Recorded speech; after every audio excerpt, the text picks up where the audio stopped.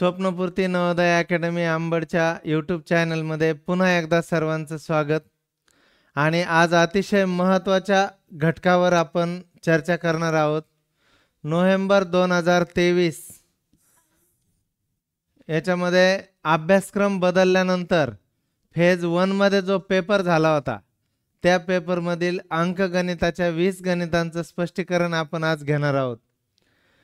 स्वप्नपूर्ती Navodaya academy अंबडच्या YouTube चॅनलचा उद्देश ग्रामीण भागातील विद्यार्थ्यांना नवोदय आणि शिष्यवृत्ती परीक्षेचं मोफत मार्गदर्शन मिळावं हा आहे। आणि आता या तासिकेमध्ये आपण जेव्हा अभ्यासक्रम चेंज झालता तेव्हा जो फेज 1 चा पेपर झाला होता नोव्हेंबर 2023 4 नोव्हेंबर 2023 ला त्या पेपरचं आपण आता स्पष्टीकरण घेणार आहोत। तर अंकगणिताचे जे 20 प्रश्न आहेत त्यामध्ये आलेले त्यांचं आपण स्पष्टीकरण घेऊ। तर ठीक आहे, जास्त वेळ न घालता आपण डायरेक्टली प्रश्नांना सुरुवात करू।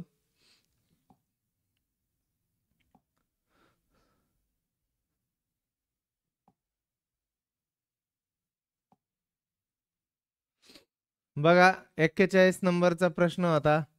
एक टीव्ही एका व्यापाऱ्याने 16,920 रुपयांना विकल्यास त्याला 1,080 रुपये हानी होते। जर त्याला 1,080 रुपये नफा मिळवायचा असेल तर त्याला तो टीव्ही कितीला विकावी लागेल। बघा काय दिलं या ठिकाणी। सर्वप्रथम हानी म्हणजे तोटा। बघा मग आता सर्वप्रथम विक्री किंमत दिलेली आहे। बघा या ठिकाणी विक्री दिलेली आहे 16,920 रुपये। यामध्ये काय आहे 1,080 रुपये नुकसान आहे। म्हणजे काय त्याला 1,080 रुपये कमी मिळाले। कमी मिळाले म्हणजेच आपल्याला जर खरेदी किंमत काढायची असेल, आता इथं तोटा आहे 1,080 रुपये तोटा आहे। मग याची जर खकी काढायची असेल आपल्याला तर काय करावं लागेल, आता यांची बेरीज करावी लागेल। 0 0 0 628 म्हणजे खरेदी किंमत किती आली त्याची 18,000 रुपये ही आली खरेदी किंमत। आता काय म्हणणं आहे त्यांचं, खकी आली 18,000 तर त्यांना काय पाहिजे आता 1,080 रुपये नफा मिळवायचा आहे त्याच्यावर। म्हणजेच काय करावं लागेल याच्यामध्ये आपल्याला 1,080 रुपये मिळवावे लागतील। म्हणजेच फायनल विक्री किंमत किती येणार आहे मग 19,080 रुपये। अशा पद्धतीनं या प्रश्नाचं स्पष्टीकरण आपल्याला सांगता येईल। नेक्स्ट क्वेश्चन घेऊ आपण।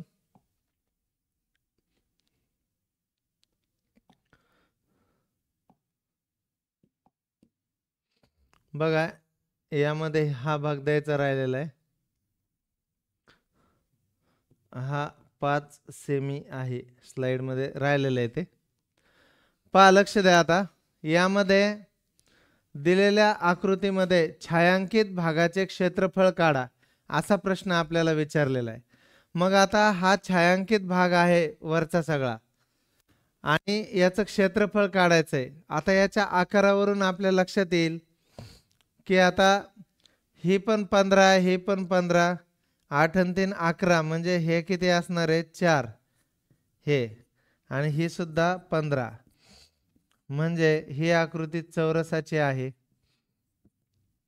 मग आता छायांकित भागाचं क्षेत्रफळ काढायचे तर ह्या चौरसाच्या क्षेत्रफळामधून हा जो भाग दिसतो आपल्याला मधला याचं क्षेत्रफळ जर वजा केलं तर उर्वरित जे राहणार आहे ते कशाचं राहणार आहे छायांकित भागाचं क्षेत्रफळ राहणार आहे। बघा मग चौरसाचे क्षेत्रफळ किंवा याला असंही म्हणू शकतो आपण,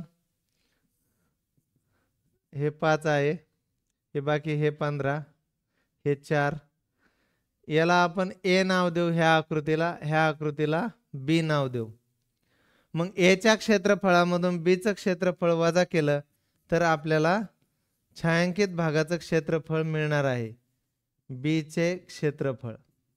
ए चौरस आहे म्हणजे बाजूचा वर्ग 15चा वर्ग वजा याचं लांबी 5 आहे, रुंदी 4 आहे, 5 चौक 20. इथं 225 आलं, वजा 5 चौक 20 म्हणजे 205 चौरस सेंटीमीटर हे आहे ह्या छायांकित भागाचं क्षेत्रफळ. अशा पद्धतीनं ह्या प्रश्नाचं सोल्युशन आपल्याला सांगता येईल. त्यानंतर पुढचा प्रश्न घेऊ आपण.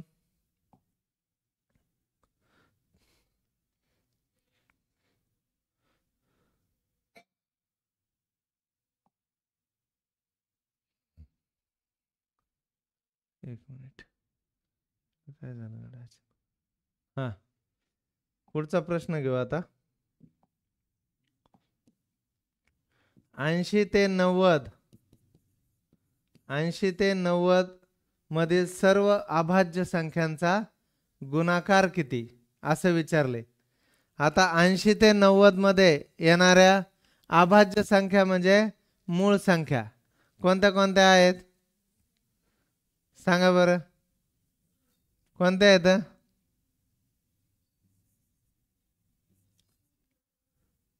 त्र्याऐंशी आणि 89 यांचा काय करायचं आपल्याला गुणाकार करायचा. 9 त्रिक 27, 2 9 8 72 आणि 2 74, 8 त्रिक 24, 2 8 8 64 आणि 2 66, 7 4 4 8, 7 6 13, हातचा आलाय 7387. हा फार सोपा प्रश्न आला होता यामध्ये की 80 ते 90 मध्ये ज्या मूळ संख्या आहे त्यांचा गुणाकार आपल्याला करायचा होता. अतिशय सिंपल असा प्रश्न होता. चला पुढचा प्रश्न बघू आपण.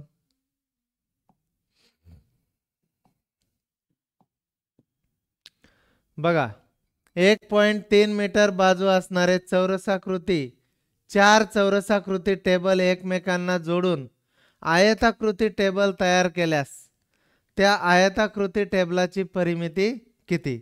1.3 मीटर बाजू आहे बघा. पहा आता नीट लक्ष द्या इकडं. असं 1.3 मीटर बाजू आहे. परत एक चौरस जोडला त्याची 1.3, परत एक चौरस जोडला त्याची 1.3, परत एक चौरस जोडला त्याची 1.3. बघा त्याची लांबी वाढत गेली परंतु रुंदीमध्ये बदल होईल का? रुंदीमध्ये बदल होणार नाही. रुंदी तीच राहणार आहे 1.3च. मग आता याची लांबी किती झाली? मग हा झाला आता आयत. ही आकृती झाली आयताची. त्याची आपल्याला परिमिती काढायची.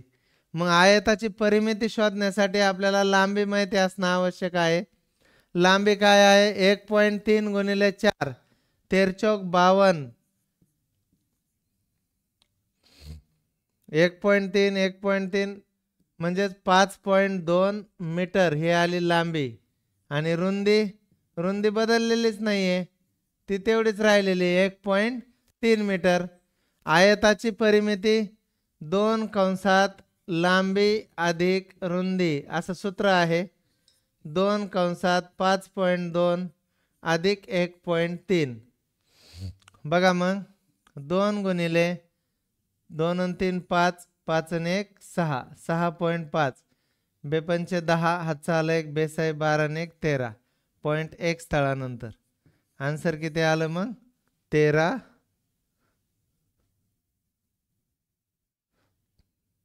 ऑप्शन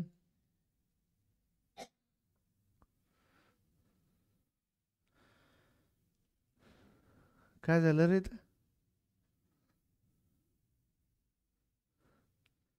13 52,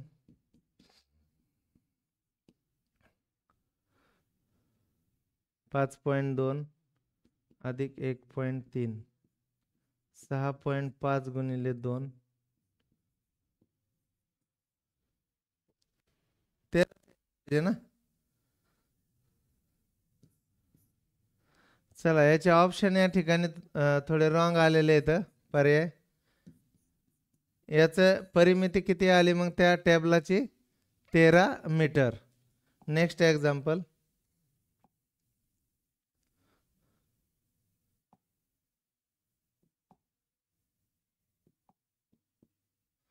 बघा एक पदावली दिलेली आहे आपल्याला. 5.2/3 वजा 2.5/6 वजा 3.1/12 याचं उत्तर काढायचं आहे आपल्याला. जेव्हा आपण अशी पदावली सोडवतो सर्वप्रथम काय करायचं, त्या पदावली पूर्णांकयुक्तचं अंशाधिक मध्ये रूपांतर करू. 3×5=15 17/3 वजा 6×2=12 12×5 17/6 वजा 12×3=36 36×1 37/12 अशा पद्धतीने त्याची मांडणी झाली. आता आपल्याला छेद समान नाहीये, छेद समान करायचा याचा, तर सर्वात मोठ्या छेदामध्ये रूपांतर करू शकतो आपण. 12 मध्ये उर्वरित छेदाचं रूपांतर करता येईल आपल्याला. याला 4 ने गुणावं लागेल, म्हणून याला पण 4 ने गुणायचं. 6×2=12 याला पण 2 ने गुणावं लागेल. हे याच्यातच रूपांतर केलं त्याचा काही प्रश्न नाही. 17×4 = 68/12 वजा 17×2 = 34/12 वजा 37/12. 3 12 ऐवजी 1 12 लिहिले. 68 वजा 34 वजा 37. पहा पुढं आता 68 मधून 34 गेले, 8 मधून 4 गेले 4, 6 मधून 3 गेले 3. 34 वजा 37 छेदस्थानी आहेत 12. मग आता या ठिकाणी याला प्लसचं चिन्ह आहे, याला मायनसचं आहे. जेव्हा विरुद्ध चिन्ह येतात तेव्हा क्रिया वजाबाकीची होते. 37 मधून 34 गेले 3 आणि 3/12 उत्तराला चिन्ह मायनस. 3×1=3 3×4=12. फायनल आन्सर आलं -1/4. अशा पद्धतीने या पदावलीचं सोल्युशन आपल्याला करता येईल. व्हिडिओ पॉज करून तुम्ही याचे सोल्युशन बघू शकता, वहीमध्ये नोंद करून घेऊ शकता. याचं कारण असं आहे, हे परीक्षेला आलेले प्रश्न आहेत आणि अशाच प्रकारचे प्रश्न पुढील परीक्षेला येत असतात. त्यामुळे याचा सराव होणं खूप आवश्यक आहे. चला नेक्स्ट पुढचा प्रश्न बघू आपण.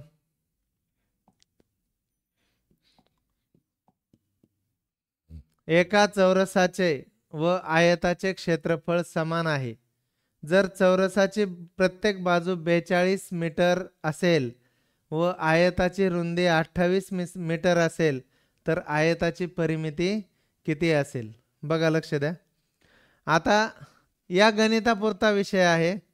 एक चौरस आहे, त्याचं क्षेत्रफळ बरोबर आयताचे क्षेत्रफळ असं त्यांचं म्हणणं आहे.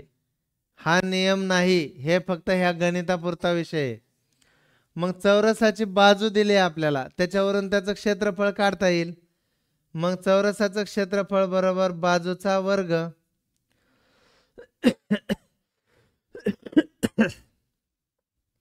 बघा मग आता 42 गुणिले 42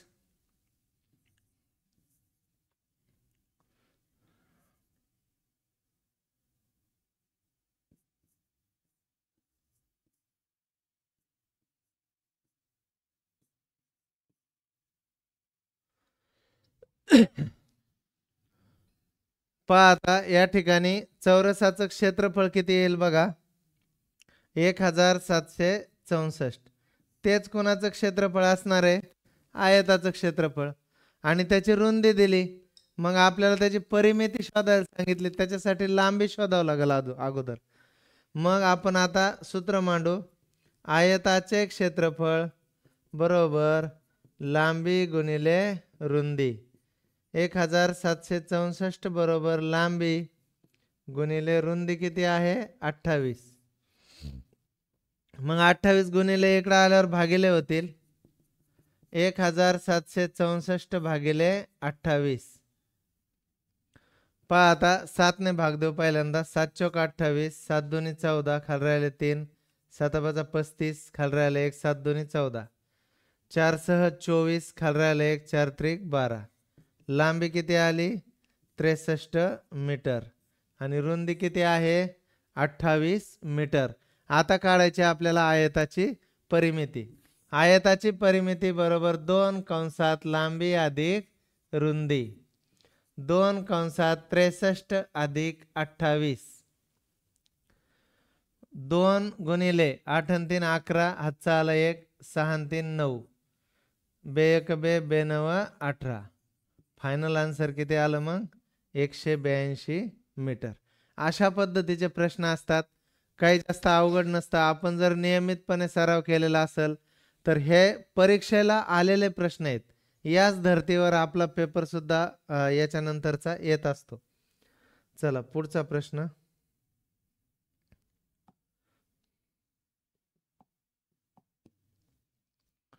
बघा, इंग्रजी व विज्ञान विषयात मिळून एकूण किती गुण मिळाले हा स्तंभ दिलेला आहे इथं एक. मग इंग्रजी विषयाचे गुण बघू आपण किती आहेत. बघा, इंग्रजीचे गुण किती दिसायला लागलेत आपल्याला 80 आणि विज्ञानचे गुण किती दिसतात आपल्याला 60.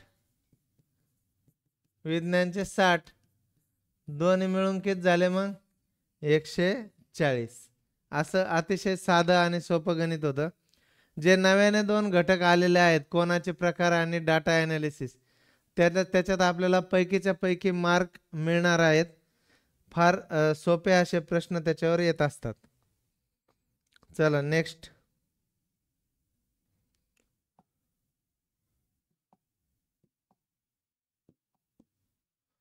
प्रविशाल कोणाचे माप खालीलपैकी कोणते आहे. प्रविशाल कोणाचं माप काय आहे 180 अंशापेक्षा जास्त व 270 अंशापेक्षा कमी. हे त्याचं उत्तर आहे. ते डायरेक्ट त्याचं माप माहिती असणं आवश्यक आहे. ते जर पाठ असेल तर तुम्हाला त्याची काही अडचण येणार नाही.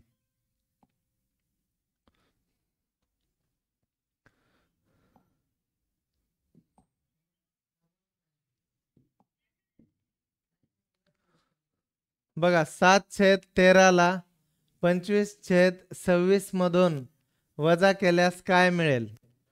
पहा, 25/26 वजा 7/13 असा अतिशय साधा सोपा प्रश्न आहे. अपूर्णांकाची वजाबाकी. याचं 26 मध्ये रूपांतर करू. याला 2 ने गुणू. अंशाला देखील 2 ने गुणावं लागेल. वजा 14/26 2 26 ऐवजी 1 25 मधून 14 गेले. किती राहतील खाली 11. काय आला आन्सर मग 11/26. अतिशय साधा आणि सोपा प्रश्न होता. बघा, असे प्रश्न फायनल एक्झामला येत असतात.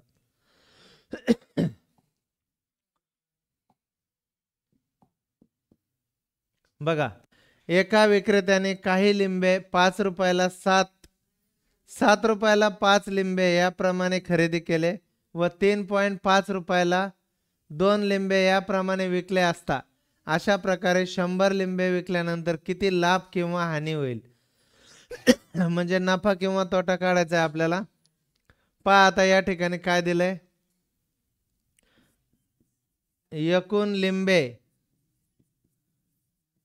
एकूण लिंबे आहेत आपल्याकडं 100. चला खकी काढू आपण. खकी बरोबर 7 रुपयाला 5 लिंब घेतले. बघा, 7 रुपयाला 5 लिंब. मग 1 लिंबू केवढ्याला घेतलंय हे शोधू आपण.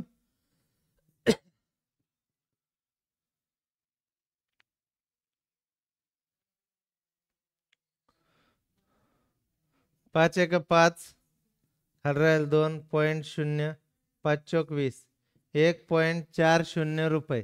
आणि एकूण लिंब किती आहेत 100. 140 गुणिले 100 140 2 0.2 स्थळानंतर खरेदी किंमत किती आली 140 रुपये. आता विकी शोधू आपण. 3.5 रुपयाला 2 भागिले 2 बे 1 बे खाली राहिले 1 बे 7 14 खाली राहिले 1 बे 5 10 1.75 ला 1 गुणिले 100 ही विक्री किंमत येत आहे 175,00,20.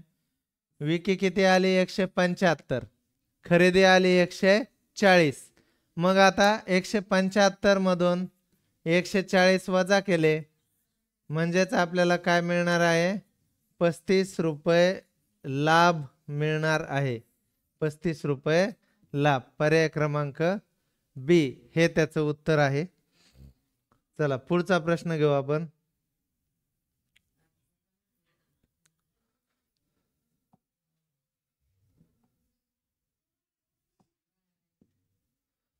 सात अंकी मोठ्यात मोठी व 8 अंकी लहानात लहान संख्या यांची बेरीज किती? बघा 8 अंकी लहानात लहान, विशिष्ट अंकी लहानात लहान संख्या लिहित असताना डावीकडून पहिला अंक 1 घ्यावा, उर्वरित अंक 0 घ्यावे असा नियम आहे. मग पहिला अंक 1 घेतला, उर्वरित अंक अजून आता 7 अंक कमी पडले, 1 2 3 4 5 6 7 ही झाली 8 अंकी लहानात लहान संख्या. आणि 7 अंकी मोठ्यात मोठी, 7 अंकी मोठ्यात मोठी, विशिष्ट अंकी मोठ्यात मोठी संख्या लिहिताना प्रत्येक अंक 9 घ्यावा. मग 7 अंकी मोठ्यात मोठी लिहायची 7 वेळेस 9, 1 2 3 4 5 6 7 यांची करायची बेरीज. 9 9 9 9 9 9 9 1 असा पर्याय कोणत्या ठिकाणी दिसतो आपल्याला?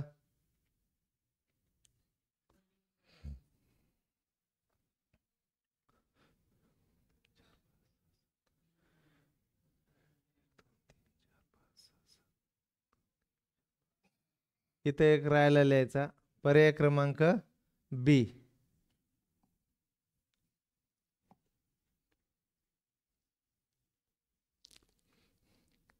नेक्स्ट एक्झाम्पल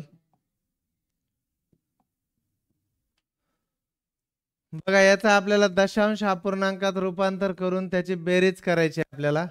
बघा 5 अधिक, आता या ठिकाणी 77 अंश छेद 10 याचं दशांश अपूर्णांकात रूपांतर करायचे.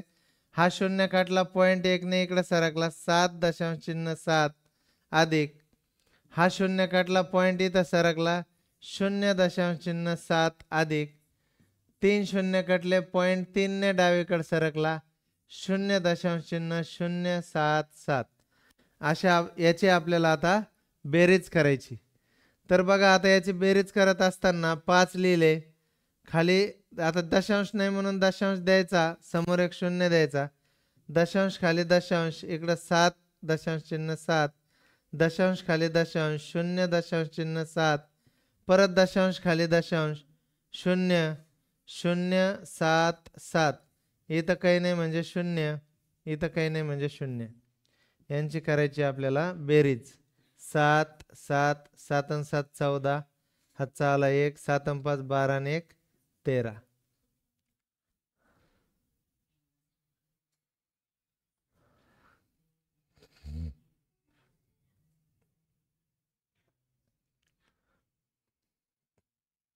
याचं हे ऑप्शन या ठिकाणी थोडं रॉंग झालेलं आहे.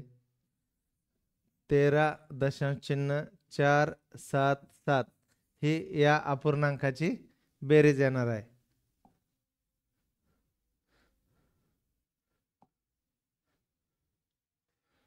पुढचं उदाहरण.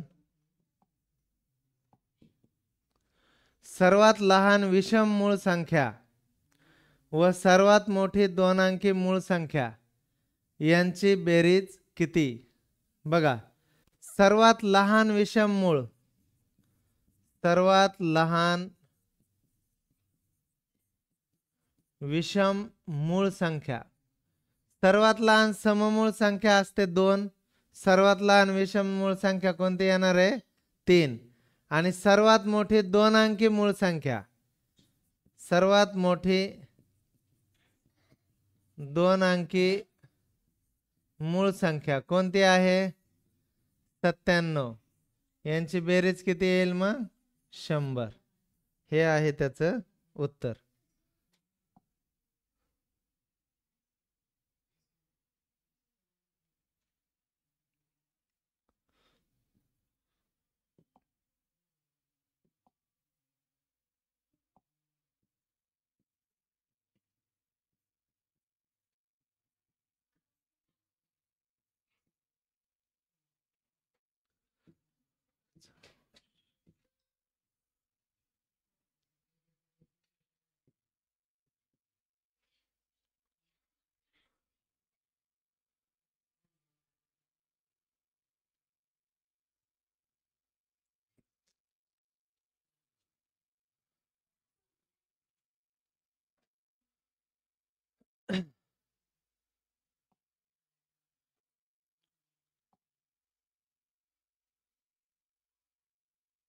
फिरवून देऊ थोडा वेळ.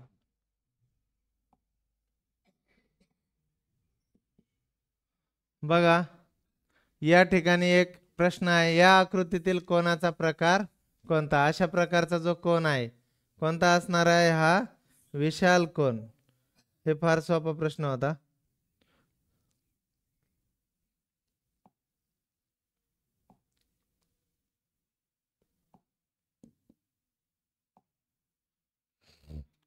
नेक्स्ट, एका कुटुंबाचा मासिक खर्च खालील प्रमाणे आहे.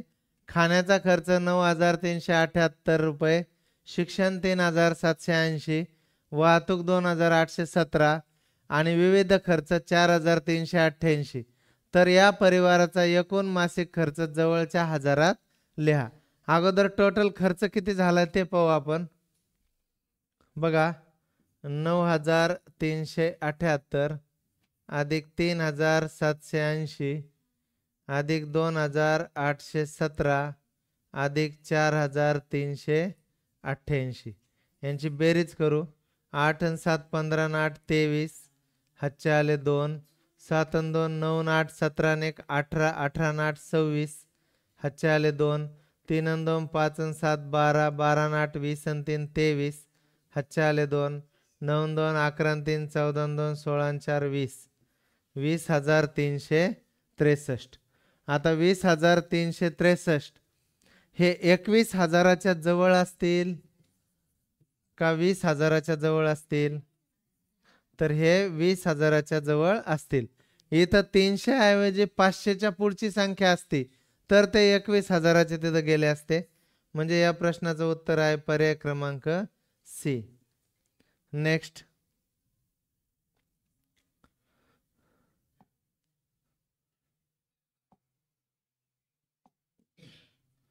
खालीलपैकी कोणते अपूर्णांक सममूल्य नाहीत? बघा याचं सिम्प्लिफिकेशन जर केलं 3 6 18 3 10 20 किंवा मग 1 मिनिट 6 18 6 35 3/5 3/5 हे सममूल्य आहे. याचं 4 पंचे 20 4 7 28 सेम आले, हे सुद्धा सममूल्य आहे. इथं बघा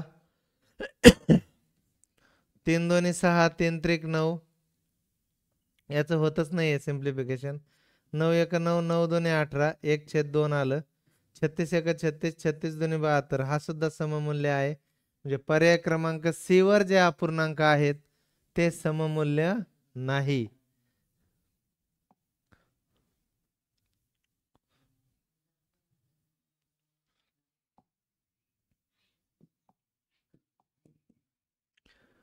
बघा या अपूर्णांकांचा चढता क्रम ओळखा. म्हणजे सर्वात छोटा अपूर्णांक यातला कोणता आहे तो सगळ्यात अगोदर पाहिजे. आता 1 मिनिट बघा, हे 5.50 आहे, 0.05 0.55 हा सगळ्यात छोटा अपूर्णांक या ठिकाणी आहे 0.005. आणि हा नंबर 1 ला कुठे बघायचं? कुठं आहे नंबर 1 ला? पर्याय क्रमांक 1 वर. आणि हेच आपलं उत्तर असणार आहे. चला पुढचा प्रश्न. खालीलपैकी योग्य पर्याय ओळखा. 5 मीटर 8 सेंटीमीटर. आता 5 मीटर म्हणजे किती होणार आहे? 5 मीटर म्हणजे 500 सेंटीमीटर. आणि इथं 8 आहे, 500 अधिक 8 किती होणार आहे? 508. पण इथं काय दिलंय? 580.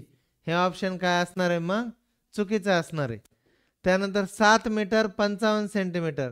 7 मीटर म्हणजे 700 मीटर आणि 7 मीटर म्हणजे 700 सेंटीमीटर आणि 55 सेंटीमीटर मिळवलं. त्याच्यात 755 सेमी पाहिजे होतं, इथं 7,055 आहे. हे सुद्धा ऑप्शन चुकीचं आहे. आपल्याला बरोबर ऑप्शन ओळखायचे. 2 किमी 70 2 किमी 70 मीटर. 2 किलोमीटर म्हणजे 2000 मीटर झालं अधिक 70 मीटर. याचं उत्तर यायला पाहिजे होतं 2070, पण इथं 270 आहे. हे सुद्धा चुकीचं आहे, म्हणजे आपोआपच पर्याय क्रमांक 4 बरोबर असणार आहे. तरी बघू आपण. 6 किलोमीटर म्हणजे 6000 मीटर अधिक 11 मीटर, म्हणजेच फायनल आन्सर काय आहे? 6011 मीटर हे योग्य उत्तर आहे त्याचं. चला पुढचा प्रश्न.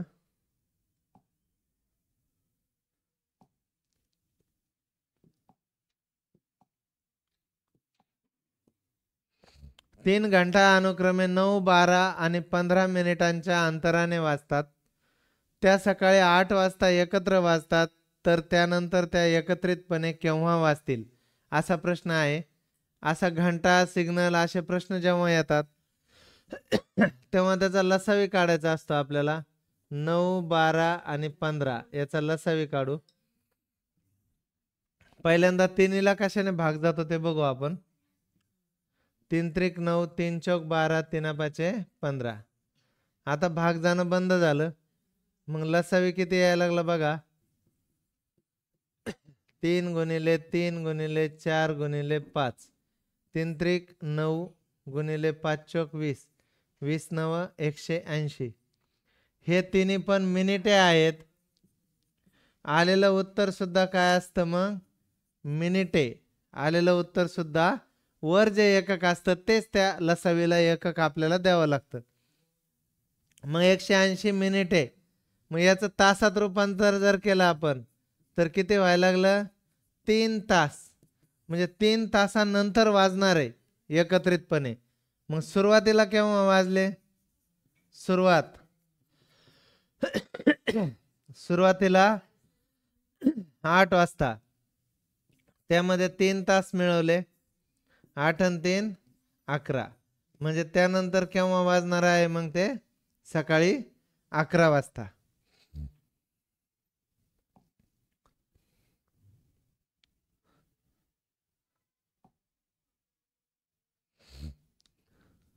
बघा, अशा पद्धतीनं नोव्हेंबर 2023 फर्स्ट फेजमध्ये जी प्रश्नपत्रिका आली होती त्यामधल्या सर्व प्रश्नांचं स्पष्टीकरण आपण या ठिकाणी घेतलेलं आहे.